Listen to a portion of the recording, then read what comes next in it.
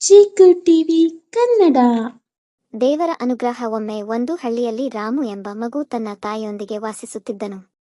ಅವರು ಬಡವರಾದರೂ ರಾಮು ತುಂಬಾ ದೇವರ ಭಕ್ತನಾಗಿದ್ದ. ಪ್ರತಿದಿನವೂ ದೇವರ ಫೋಟೋ ಮುಂದೆ ಹೂ ಹಾಕಿ ಪ್ರಾರ್ಥಿಸುತ್ತಿದ್ದ. ಒಂದು ದಿನ ಹಳ್ಳಿಯಲ್ಲಿ ಭಾರೀ ಬಿಸಿಲಾಗಿತ್ತು.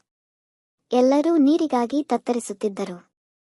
ರಾಮು ದೇವರ ಮುಂದೆ ಕೈ ಜೋಡಿಸಿ, ದೇವರೇ, ನಮ್ಮ ಹಳ್ಳಿಗೆ ಮಳೆಯಾಗಲಿ ಎಂದು ಪ್ರಾರ್ಥಿಸಿದ.